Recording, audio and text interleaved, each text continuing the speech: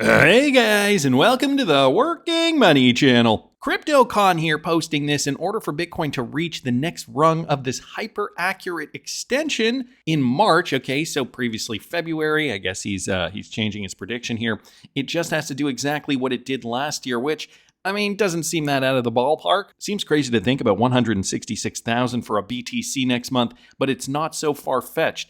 Or maybe it takes a little bit longer, but this cycle isn't over yet, and that target isn't going anywhere anytime soon. This coming, again, from CryptoCon. What he's looking at here, guys, check out last year what happened between January and March before we saw that cool down. It was about 6 or 7 months, I think, of cooling down before we retraced back to this high in October, and then the price just popped. Now, of course, the elections had something to do with that, but you know what, guys? The next Fibonacci extension up to 166,000, actually over 166 for one Bitcoin, and what he's suggesting is March 2025. That securely does, line us up within the euphoria phase. I guess any point between now and I would say November of 2025 would be a safe bet. Right now, Bitcoin on the chart here. What are we trading at today? About $95,000 per coin. Okay, we also haven't seen Bitcoin dominance drop either here. I'm just going to put that stuff back on the chart there. I've denoted. Here, let me throw this on the weekly so you guys can get a better sense of this. 70% in the past has been a significant level for Bitcoin, resistance level, before we did move back down. Now, that level could be coming back down because we actually do have way more altcoins in the space. Let me get rid of some of this here. Earlier this year, we did see that altcoin pump, which brought Bitcoin dominance down. But what we really do need to see, guys, and maybe we won't even get up to 70% this time. Maybe it's going to be 65, maybe somewhere in and around here, give or take. Old levels of support, right? Forming in here, and that would be resistance on the shoulders from this head and shoulders pattern, this mini head and shoulders pattern in here. We could hit 65% before we do come back down. We also did see 65% hit right in and around here where Bitcoin did shoot up. It did wick back down here. But really what would be really great for us for altcoins is when we do see this plummet down here. Bitcoin loses its dominance and altcoins see that euphoria phase. Right now, we're still in fear. 35. That really hasn't moved much in the last week or so now. Market's still fairly quiet, guys. Only down about 2%. Volume's down about 2%. Dominance still holding on, as I mentioned. You can see the cryptocurrencies here losing a bit of steam, but only down about 2, 3, 4%, give or take, depending on the crypto you're looking at. XRP, guys, is still doing the same old thing. Nothing really too exciting for XRP. This is XRP on the weekly. What can we glean on the weekly? Not too much, just kind of holding up. Pretty boring week so far, although we're still at the beginning of the week. Let me throw this on the daily. On the daily, what are we seeing for the daily trend? Again, still pretty boring. Not too much movement over the last few days. Good news is, though, we are still holding up in and around here. So one XRP currently going for about, what's the price today? Going for about $2.40. So again, not too much movement for XRP. But guys, we are seeing an astonishing surge in trading volume, up 9,600%. And this was just in the last 24 hours, courtesy of Michael Branch here. XRP did witness an astonishing surge in trading volume on Coinbase. And so what does this mean? Because we're not seeing the price go up, but guys, volume is going up. So buyers and sellers equaling out. We are seeing that volume going up. We are seeing what I'm assuming are retail investors now being interested in XRP. According to data from CoinGlass, XRP's trading volume on the exchange reached an eye-popping 438 million as a trader rushed to capitalize on recent market movements. This massive spike signals heightened interest in XRP amid increasing speculation over its future price trajectory. So we've talked a little bit about price on this channel. We've talked a lot about price on this channel, really. But I think the anticipation, the expectations, I guess we could say, for XRP during this bull run are going to surpass that of the last bull run, just because we were still mired in that lawsuit and XRP did not see its full potential. We were hoping that XRP would have gotten above all-time high at this point, right? Back in 2021. It did not, and now, guys, we are finally tapping that all-time high, getting rejected off there, but we still do have that blow-off top phase. And for more information on what I'm doing, where I'm going to be selling my XRP, I did just post, by the way, part 6 of an 8-part strategy, my cash-out plan, looking at a bunch of different factors when it comes to the crypto market as a whole, and this is where we're going to get our price targets. You can find all that at patreon.com/workingmoneychannel. XRP, though, behaving as it should, and we're seeing more interest in it, which is even better than any other cryptocurrency behaving as it should at this particular moment in time. So the sudden increase of XRP's trading volume coincides with the growing institutional interest of the asset. A recent report by Eleanor Turret stated that depository receipts of XRP may be sold in a few months, citing unnamed sources. Similar to American depository receipts, this financial instrument gives investors exposure to XRP without needing to purchase the asset from a cryptocurrency exchange directly. And I think that's what a lot of institutional guys are going to get really excited about, because quite frankly, signing up for an exchange, I mean, I know it's probably feels pretty easy to you and I, but to, a lot of these guys, they don't want to have to deal with the problems and all that mumbo jumbo. What they want is something seamless and easy. They want to be able to trade it through their broker or whatever. So guys, this is why we have the ETFs. It's for institutional players to be able to purchase up cryptocurrencies like XRP or perhaps a basket of cryptos. And so with that inflow of money, that is what's going to get the prices up even higher, similar to what we saw for Bitcoin back in January of 2024, and then beyond that into March of 24 as we started to see those Bitcoin ETFs being launched. Anyway, wanted to thank Michael for posting that. Good morning, crypto. Also letting us know that we are entering the golden age of crypto. This is just a clip, an interview with Matthew Tuttle from Tuttle Capital Management. Listen to this. IBIT was a game changer. It made crypto available to everybody. And now we're entering what I think is a golden age of crypto. You've got a president who's pro-crypto. You've got a crypto czar. I don't know what that is, but if I'm a crypto bull, that's got to be good. Sounds good. Yeah, you've got an SEC that's pro-crypto. I mean, the Eric Balchunas meme coin has got to be out like any day now, I would assume. So, I think that crypto is something you want to have in your portfolio. We're entering this golden age, and that's not even a quote necessarily from Matthew Tuttle. Welshie Outdoors bringing this to our attention. I don't want people to get excited over nothing. Ain't no coincidences, snow, moon, and digital asset golden age meeting all on the same day. So he's trying to tie together this with a bearable guy riddle, but I wanted to bring this up, guys. 119th Congress, 2025 to 2026, a golden age of digital assets. So this coming directly from the congress.gov website. Okay, whoops. And it says here, House Financial Services Subcommittee on Digital Assets, Financial Technology, and Artificial Intelligence. Data will display when it becomes available, so we still don't have the data on that. However, what they're calling it here is the golden age of digital assets, and that is what Congress is calling it. So this also from CNN. See February's full snow moon and the last of the planetary parade. So that is where he is connecting this bearable guy riddle. Maybe the sunflower showing some promise. I don't know how the moon connects to this, except for maybe the fact that we're going to the moon in the Brad Garlinghouse rocket ship riddle from a few Christmases ago.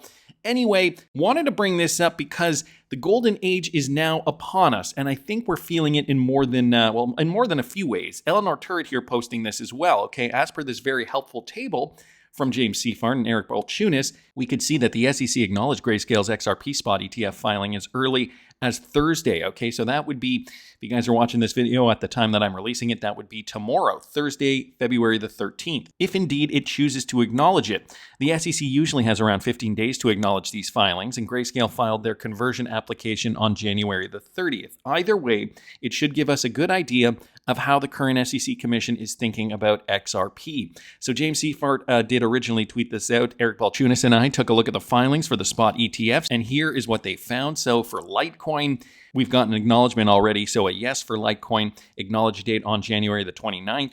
And does the SEC currently view it as a commodity? Likely yes. Solana, though, also a yes. Acknowledged date on February the 6th. Does it view it as a commodity? No. So Solana is still under question here. But Grayscale, Bitwise, Canary, 21 Shares, and Wisdom Tree, those are all the companies that filed for an XRP ETF. On January the 30th, was the 19B-4 acknowledged? No, not yet. Does the SEC view it currently as a commodity? No. And that is because because the lawsuit is still technically in front of the courts. Dogecoin, though, however, they have not acknowledged the 19b-4, but the SEC does not view it as a security, or rather does view it as a commodity. And it's you're seeing a pattern here. Dogecoin is a proof of work coin, same with Litecoin, and this is the same with Bitcoin as well. So I don't know. We could see some progress there. This is, again, the golden age of crypto. Hester Peirce has also made some comments about crypto filings in the United States. This courtesy of Bank XRP. Listen to this. Commissioner, does the President and First Lady launching their own meme coins make your job more difficult? I think one of the things we're trying to do is look at categories of tokens that are out there. There are lots of people who are introducing meme coins right now. Facts and circumstances matter. We always have to look at the facts and circumstances. But many of the meme coins that are out there probably do not have a home as in the SEC under our current set of regulations. And so again, if that's something that Congress wants to address, they can do that. Maybe that's something the CFTC wants to address. But many of those, I think, probably are not within our jurisdiction. So there is still a bit of confusion. Meme coins definitely have come about since the last bull run. That's when they were, when they were really popularized. I remember in 2017 and 2018, it was all about the ICOs. Meme coins really didn't take off until the following bull run. But Hester Peirce here as well, clarifying, she's not necessarily a crypto advocate, but a freedom maximalist. This coming from Jungle Inc. She mentions a few other things here. Listen to this. You're widely seen as an advocate for the industry. I have this really basic question. Why are you such a proponent of crypto? In your view, what purpose does it serve? So I would take a little bit of issue with that question. I don't describe myself as an advocate of the industry. I'm a freedom maximalist, though, and I think what the approach that we've been taking to crypto has been one of using regulation to stop people from trying to do interesting things they want to do. We actually have a very flexible regulatory framework. Congress saw the need to give us exemptive authority, for example. We have the ability to use these things. And instead, we've just put roadblock after roadblock up against people who are trying to come in and talk to us as we've asked them to do, or come in and register as we've asked them to do. And so all I'm asking is that we have an innovation policy that allows people to innovate and that allows people to try new things. And that's really applies across the board. I think there are other areas where we need to be better on innovation too. But watching what's happened to crypto over the past several years has just been extremely frustrating for someone who believes that government is there to serve the American people, not to stymie them when they're trying new things.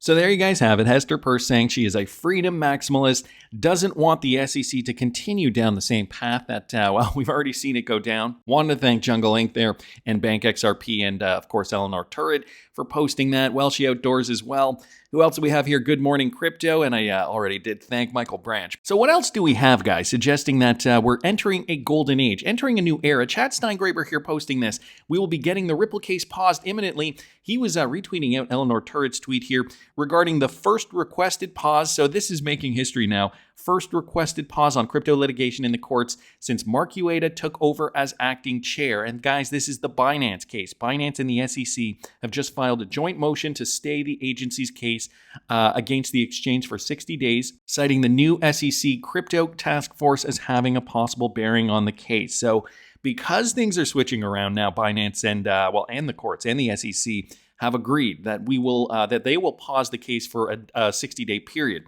The work for the task force may impact and facilitate the potential resolution of the case. Following the 60-day period, the parties plan to issue a joint status report to see whether a continuation of the stay is warranted. I expect we'll see other non-fraud cases, i.e. Ripple, Coinbase, Kraken, and others, follow suit in this manner. So even Eleanor Turret is suggesting that perhaps XRP and the Ripple case could be next. It is a non-fraud case. Could we see a similar thing? And I'm sure that Ripple's lawyers are probably working furiously on that as we speak. Anyway, wanted to thank Chad Steingraber for posting that. And it keeps getting better and better. Emily here, guys, posting this. Fed Chair Jerome Powell says the Federal Reserve will never create a central bank digital currency. Yeah, Jerome Powell actually said that. Listen to this. Something that concerns me a lot is the idea that we would even look like China in any way. So can I have your commitment that as long as you're the chairman of the Federal Reserve System, that we will never have a central bank digital currency? Yes. Thank you for that. I think that's extremely important. It makes me very happy to hear you say that. So we're not going to have a central bank digital currency, but we will have stable coins. Enter Ripple's RLUSD. It's looking more and more promising for these cryptocurrency companies that are actually creating solutions for big problems, for real world problems. And Ripple is, just one of those cryptocurrencies solving problems over the XRP ledger. And speaking of the XRP ledger, XR Planet here had a theory, okay? He says, now we have a good idea why XRP was having price glitches in the thousands of dollars per coin. And he's saying this is also documented, credit to Smoke here. So I'm going to bring up the Smoke tweet here. Yes, Ripple's CBDC private ledger directly uses XRP. So here, he's speaking specifically about the private ledger, and this is from an older report, Ripple's CBDC private ledger on March the 3rd, 2021. Now, I want some of you guys to go back and see if you can find the dates on some of the glitches that we've had, because he's saying this was since March 2021, Ripple announced a pilot for a private version of the public open source XRP ledger that provides central banks a secure, controlled, and flexible solution for the issuance and management of digital currencies. So this was the CBDC private ledger. This was still when there was the possibility of creating a CBDC on the ledger. The CBDC private ledger is based on the same blockchain technology that powers the XRP ledger, which has supported the management of billions of dollars of value over the last 8 years. So this ledger has continuously grown over the last 8 years, supporting billions of dollars of value. Now, this isn't value that has been released to the public. Well, I mean, maybe some of it is, but some of it have been tests for sure. This also means that the CBDC private ledger is built for payments and designed for issuing currencies. Over 5,400 currencies have been issued on the XRP ledger over the past 8 years. Think of that. Think of that volume for a second. Here, this also talks about Ripple's CBDC private ledger, which is built for issuing currencies using the same technology that has powered the ledger for its digital currency XRP. The firm reported that in its discussion with central banks worldwide to assess how CBDC private ledgers can be used for issuing digital currencies, also advocating for the use of its cryptocurrency XRP as that bridge or that vehicle to efficiently move this value from one CBDC to another in a frictionless manner. So boom goes the dynamite. I'm just going to go back to that number here. 5,400 currencies have been issued over the XRP ledger in the past 8 years. Now, could some of this value have created some kind of a glitch? That is a possibility. The Ripple CBDC platform, using a new private ledger with XRP technology and enhanced functionality, include offline transactions as well as non-smartphone use cases. So we did talk about that recently, this idea that you can also make transactions over the XRP ledger without a connection. And then when it connects again, that's when the nodes do communicate, and that's when the transaction actually goes through. But guys, there have been so many use cases over the last 8 years. Don't forget, a lot of us haven't been in the space for 8 years, not to mention the fact that we have no idea what is going on behind closed doors. So could it have been that all this time, these tests, 5,400 different coins, over 8 years? Don't forget, this is not 2024 or 2023 we're talking about. This is as early as 2017, probably before that, because this article here was from a few years ago, and here they're saying over the past 8 years. So this probably began when Ripple first became a company. So it is interesting too, XRP price abruptly spiked to $34,000. Now this is back from April of 2024 when we did see one of those glitches, sparking private ledger value speculation. So could it be that because it was on a private ledger and maybe there was, something that was connected to the price that the public could see? Maybe that's why we saw these glitches. Prominent crypto analyst Jack the Rippler took to X to announce a price surge to a staggering $34,000 per XRP, far exceeding its current market value. However, this was not the actual XRP value, but a glitch. And Jack the Rippler does post down here specifically referenced a comment attributed to David Schwartz, Ripple's CTO, suggesting an eventual convergence between a private and public ledger. So David Schwartz did confirm, in fact, that there is a private ledger, but with a caveat there, guys. XRP is in fact the same price on both ledgers, but there is a private ledger. Okay, so when people say there's not a private ledger, there is one. But the price of XRP, some people were suggesting that, that means that XRP could be a different price on the private ledger versus the public ledger. David Schwartz has confirmed that that is not the case. I just wanted to bring you guys this clip from Tony Edwards' Thinking Crypto podcast discussing just that. Listen to this.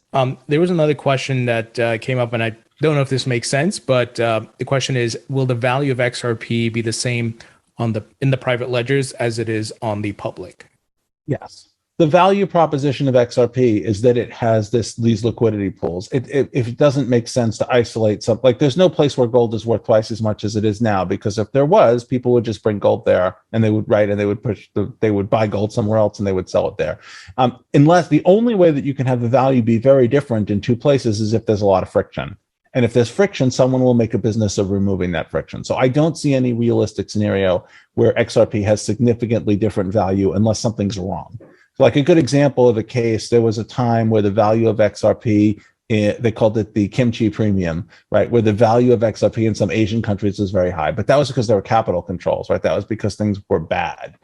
I think that's a sign that something is not going well. The value proposition of XRP is that you can take it to all of the places, right? If I sell you some gold and you say, hey, this gold can only be used in jewelry, you're like, well, that kind of sucks. I don't want that gold, right? The value proposition of gold is that you have access to the entire value proposition of gold. And so I don't see any scenario in which where it makes sense to snip pieces off, again, unless something is wrong. So guys, there you have it. David Schwartz commenting and making it very clear that there is a private and public ledger, but guys, the price is going to stay the same on both. Now, I also wanted to bring this up from XR Planet, just giving us some more documentation. All the glitches over the years. This one was over $42,000 per XRP. This one, $9.5 million per XRP. We also had a $22 XRP.